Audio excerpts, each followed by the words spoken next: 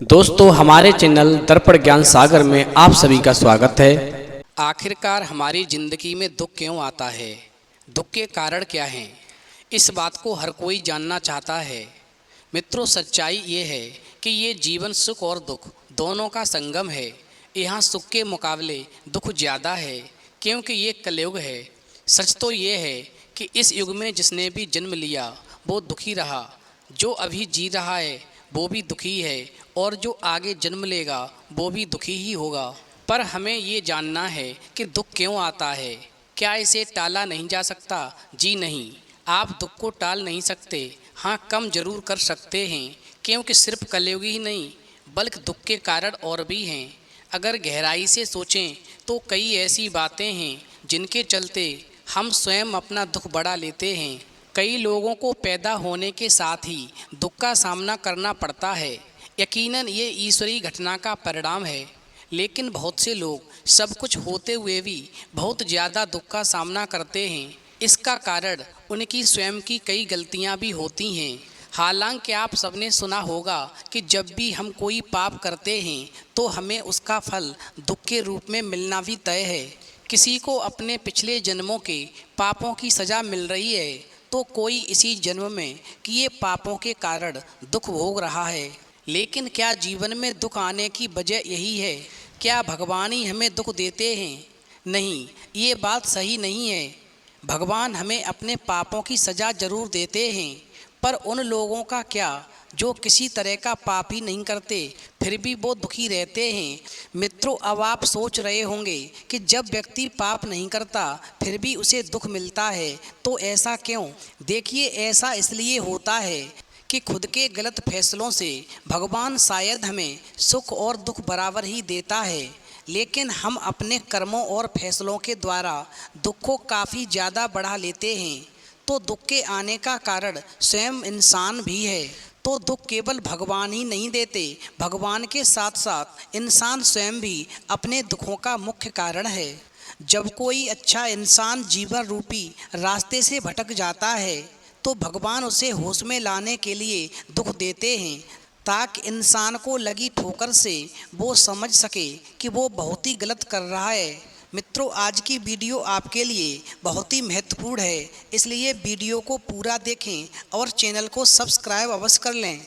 तो आप टाइटल से ही समझ गए होंगे कि आज हम किस विषय पर बात करने वाले हैं। मित्रों, आखिरकार इंसान के जीवन में दुख क्यों आता है? दुख का कारण क्या है? क्या भगवान ही दुख देते हैं या इंसान भी दुखों का स्वयं जिम्मेदार है? देखिए, एक बार भगवान शिव कैलाश पर्वत पर बैठे थे तो माता पार्वती भगवान शिव के पास जाती हैं और कहती हैं, प्रभु, मैं जिधर भी देखती हूँ उधर यही दिखाई देता है कि चारों ओर इंसान बहुत ही दुखी है। जो सुखी है उसे आप और सुख देते हैं, और जो दुखी है आप उसे और ज़्यादा दुख देते हैं। आखिरकार ऐसा क्यों? अब माता पार्वती की बात सुनकर के भगवान शिव कहने लगे, पार्वती, तुम जानना चाहती हो कि इंसान के जीवन में दुख का कारण क्या है?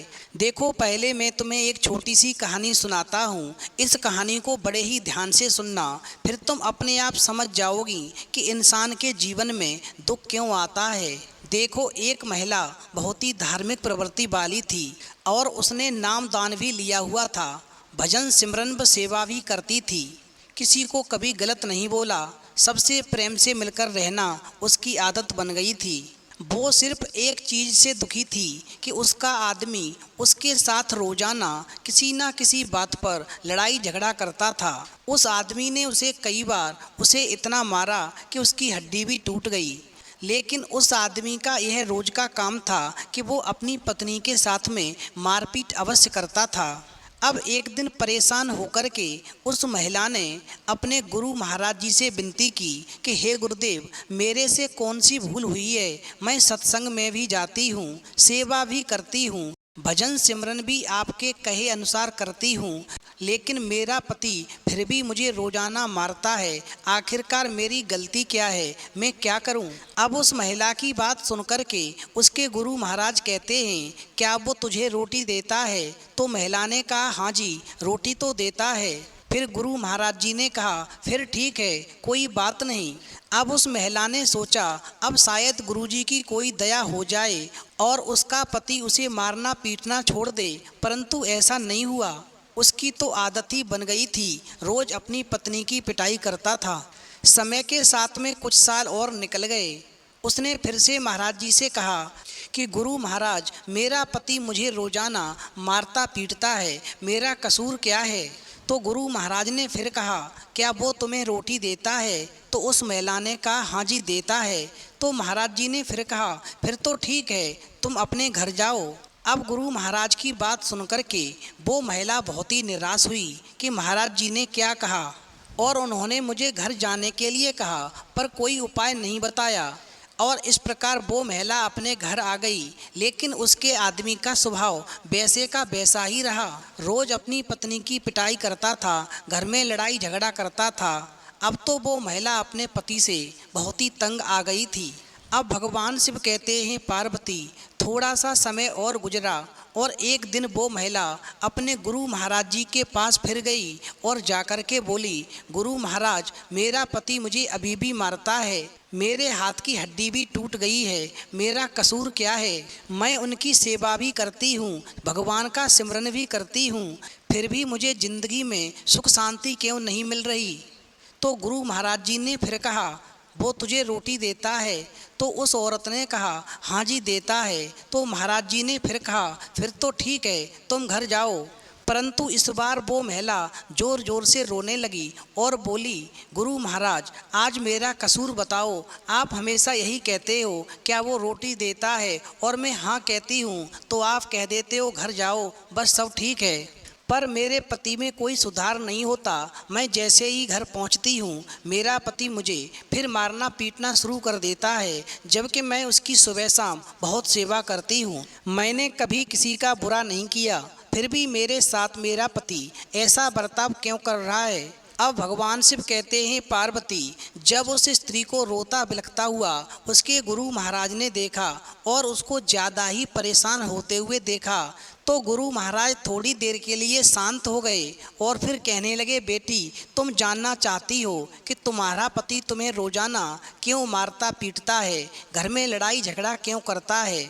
देखो, तुम्हारा पति पिछले जन्म में तुम्हारा बेटा था और तुम उसकी सौतेली माँ थी। तुम रोजाना अपने इस पति को सुबह शाम मारती रहती थीं और उसको कई कई दिन तक खाना नहीं देती थीं। भगवान का शुक्र मनाओ कि इस जन्म में कम से कम वही बेटा तुम्हारे पति के रूप में आया और तुम्हें रोटी तो दे रहा है, जबकि यही पति जब तुम्हारा सौतेला बेटा था तो तुम इसे मारती भी थीं और रोटी भी नहीं देती थीं। लेकिन ये तुम्हें केवल मारता पीटता ही है, परंतु रोटी फिर भी देता है।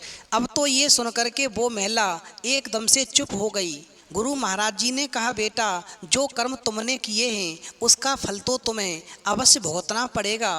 फिर उस महिला ने कभी भी महाराज जी से कोई शिकायत नहीं की, क्योंकि वो अब सच को जान चुकी थी। अब तो भगवान शिव के द्वारा कहानी सुनने के बाद में माता पार्वती कहने लगी, प्रभु, सच में आप ठीक ही कहते हैं कि इंसान को कभी भी किसी का बुरा नहीं करना चाहिए, सबसे प्रेम प्यार और शालीनता के साथ रहना चाहिए। अब भगवान शिव के द्वारा कहानी सुनने के बाद में माता पार्वती कहने लगी, प्रभु, ये तो मैं समझ गई कि इंसान अपने पूर्व जन्म के कर्मों का फल भोगता है, लेकिन मेरी समझ में ये नहीं आया कि इस दुनिया में कुछ इंसान ऐसे भी हैं जो कोई भी गलत काम नहीं करते, जो किसी को नहीं सताते, फिर भी वो अपने जीवन में दुख क्यों उठाते हैं? आखिरकार ऐसे इंसान को आप दुख क्यों देते हैं? अब माता पार्वती की बात सुनकर के भगवान शिव कहने लगे, देखो पार्वती, दुख दो प्रकार से आता है। एक दुख तो वो होता है जो इंसान अपने कर्मों का फल भोगता है, उसने जैसे कर्म किए हैं उसको वैसा ही फल मिलता है। और गलत कार्य करने वाला, दूसरों को सताने वाला हमेशा दुखी रहता है और जीवन में दुख ही भोगता है।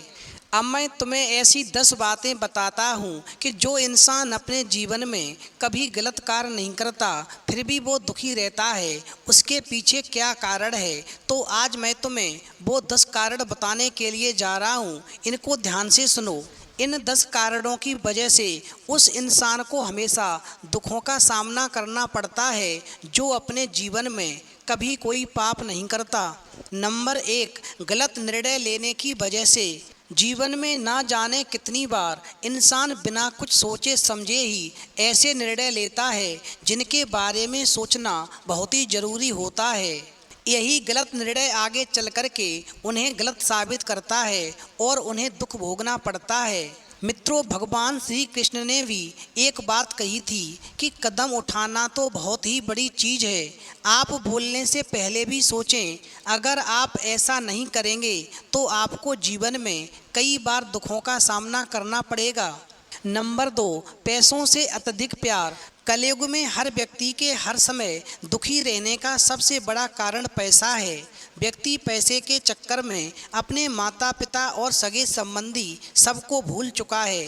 पैसे ने भाई भाई में आपस में दुश्मनी पैदा कर दी है। ऐसे में भला व्यक्ति दुखी नहीं रहेगा तो क्या सुख भोगेगा। जीवन में सुख अपनों की वजह से आता है, आपसी प्रेम से आता है, लेकिन वही अपने जब पराये हो जाते हैं और एक दूसरे के लिए षड्यंत्र रचते हैं तो ऐसे मनुष्य के जीवन में दुख का आना निश्चित है। इस जमाने में पैसे के लिए इंसान अपने भाई बहन और बाप तक का खून कर देता है, तो बताइए क्या वो कभी सुखी रह पाएगा। पैसा इंसान को भौतिक सुख दे सकता है लेकिन आंतरिक सुख नहीं दे सकता। नंबर 3, पाप करने के कारण। किसी पापी को तो ये सोचने की ज़रूरत ही नहीं कि ज़िंदगी में दुख क्यों आता है, क्योंकि वो तो उसका असल हकदार है ही। इस बात को कोई भी नहीं नकार सकता है कि पाप करने वाले व्यक्ति को उसे अपने पाप की सज़ा निश्चित ही भुगतनी पड़ती है। उसे बड़े बड़े दुख देखने ही पड़ते हैं, फिर चाहे वो इस जन्म में हो या फिर अगले जन्म में। सबसे बड़े दुख की बात तो ये है कि इस दुनिया में पापी लोगों की तादाद बिजली की रफ्तार से बढ़ती जा रही है। कभी कभी तो ऐसा लगता है कि बस इस युग का अंत होने वाला है। ऐसा महसूस होता है कि कभी भी इस धरती से इंसानियत खत्म हो सकती है, क्योंकि इंसानों के अंदर अब इंसानियत बची ही कहाँ है। यहाँ लगभग हर व्यक्ति किसी ना किसी रूप में पाप कर रहा है।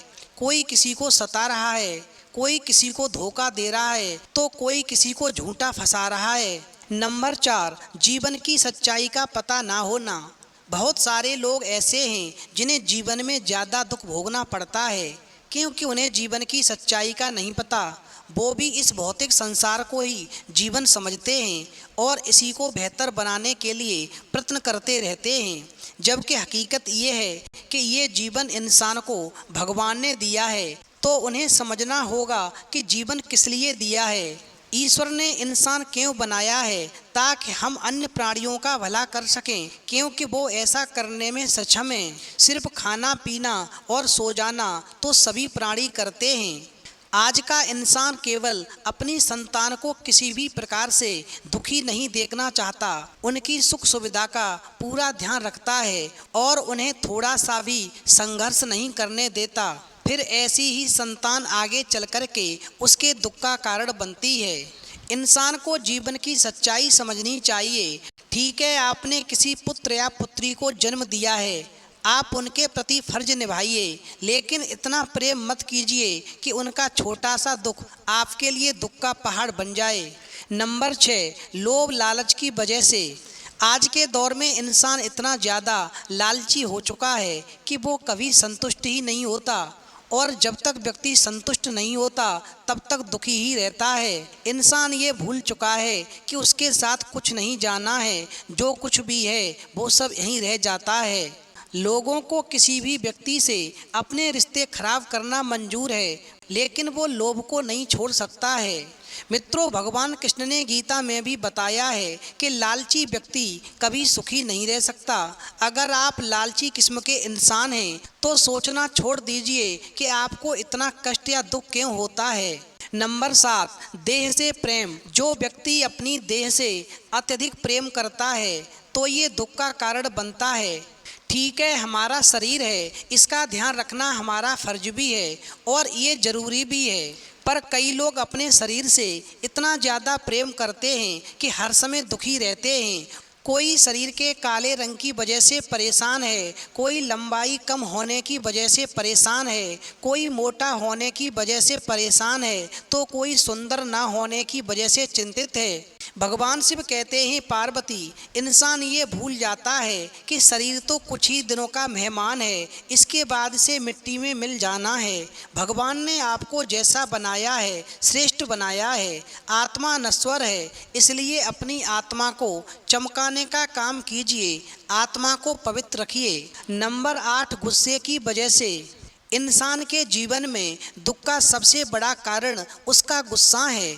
जो व्यक्ति अपने गुस्से को काबू में नहीं रखता, वो अपने जीवन में दुखों की लाइन को लंबी कर लेता है।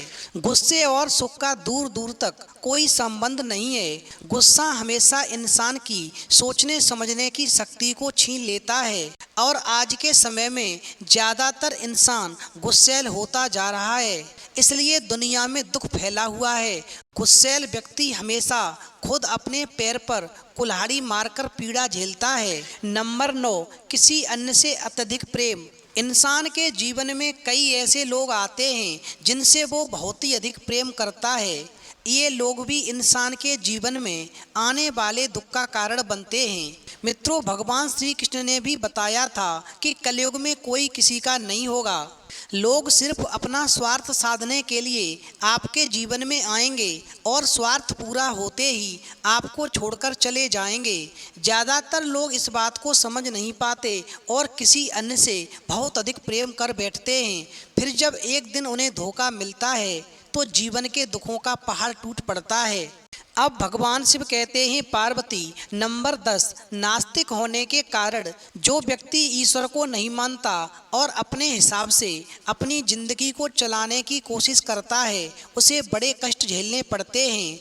ये प्रकृति, ये दुनिया, ये प्राणी और ये जीवन सब ईश्वर की देन है। इंसान को भगवान का शुक्रगुजार होना चाहिए और उनकी आराधना करनी चाहिए, लेकिन बहुत से लोग ऐसे हैं जो भगवान को मानते ही नहीं हैं। और ये तो निश्चित है कि जो ईश्वर को नकारेगा उसके जीवन में दुख की लंबी कतार लग जाएगी। उसके जीवन में इतने दुख आएंगे कि वो झेल भी नहीं पाएगा। मित्रों, इस प्रकार भगवान शिव के द्वारा 10 बातें सुनने के बाद में माता पार्वती को उनके प्रश्न का उत्तर मिल गया और वो समझ गईं कि वास्तव में आज का इंसान दुखी क्यों है, इंसान के जीवन में दुख क्यों आता है। तो मैं उम्मीद करता हूँ कि आप इस कहानी से समझ गए होंगे कि जीवन में दुख क्यों आता है, दुख का कारण क्या है। तो आप भगवान शिव के द्वारा बताई गई इन 10 बातों को अपने जीवन में उतारें और जीवन को सुखपूर्वक बिताएं। और कमेंट बॉक्स में लिख कर के अवश्य बताएं कि आपको ये 10 बातें कैसी लगीं और भगवान शिव के लिए एक लाइक अवश्य करें।